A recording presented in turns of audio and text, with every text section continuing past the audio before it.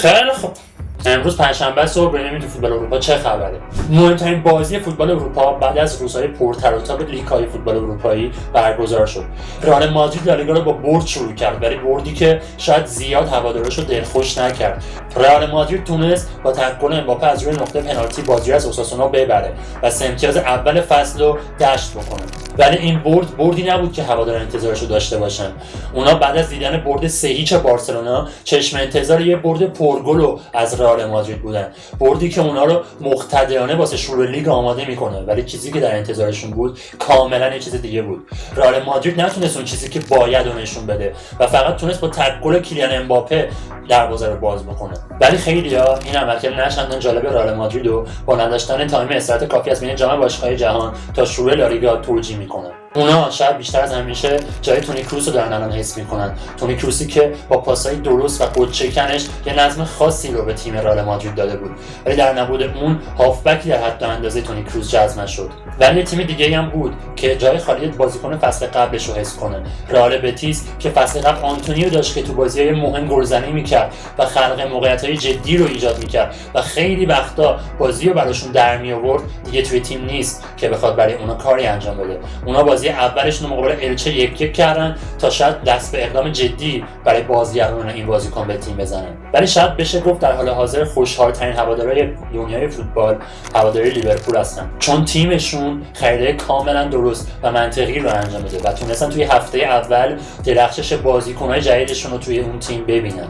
اونا در حالی که داشتن از عملکرد خریدای خوبشون لذت می‌بردن، دیدن که محمد صلاح با آرای بازیکن‌های حرفه‌ای لیگ برتر انگلیس بهترین بازیکن فصل قبل اعلام شد و وقتی که ترکیب منتخب فصل پیش رو دیدن که با 4 نماینده بالاتر از آرسنالی که 3 تا نماینده توی ترکیب داره بیشترین تعداد بازیکن توی ترکیب منتخب سال گذشته رو دارن. و جالبه بدونید که محمد صلاح تبدیل به اولین بازیکنی شد که تونست 3 بار این عنوان رو کسب بکنه.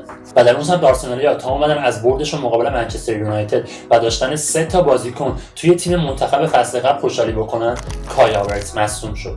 کای هاورتز از ناحیه زانو مصدوم شد و به احتمال خیلی بالا به مدت 3 ماه از بازی‌ها دور خواهد بود.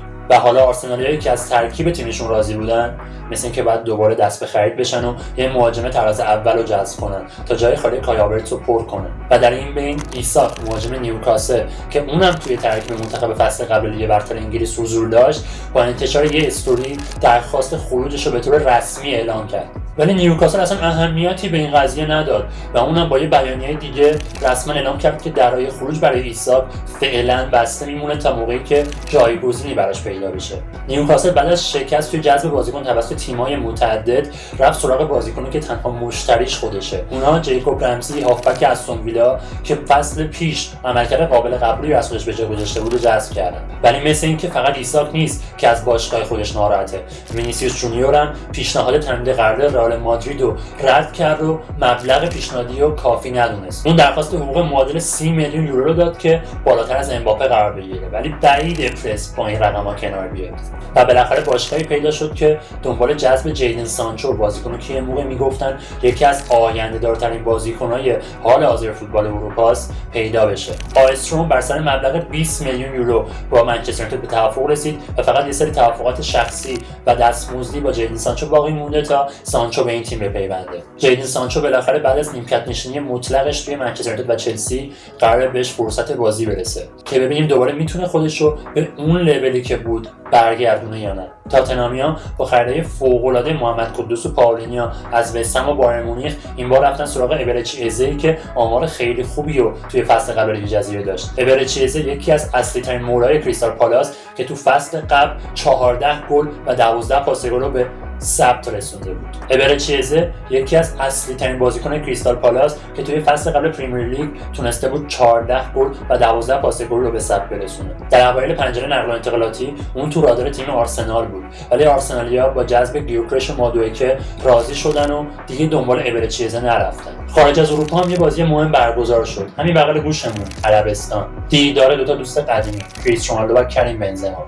توی بازی النصر و الاتحاد توی نیمه نهایی سوپر جام عربستان، النصر تونست بازی رو 2-1 ببره و حریف الاهلی توی فینال بشه. النصر با گلزنی سادیو مانه و ژواو فلیکس تونست از سطح الاتحاد بگذره. سادیو مانه یه گل فوق‌العاده خوشگل رو تو اون بازی زد، هرچند که 15 دقیقه بعد گلش اخراج شد و ژائو فلیکس با اولین گلش توی النصر با پاس گل کریس رونالدو تونست النصر رو پیروز از میدان خارج کنه. خب اینم از برنامه امروزمون. مرسی که تا اینجا بودی و دیدی. میتونی یه سر به چنلم بزنی، 2 تا ویدیو قبلی رو ببینی و نظرت رو راجع به همون 2 تا ویدیو قبلی و همین ویدیو بگی. و اگه خواستی از این بعد هفته 3 روز با ما باشی، سابسکرایب داشته باشی تا وقتی که 90 دقیقه تو فوتبال اروپا تموم شد اکسترا تایمش رو ببینی.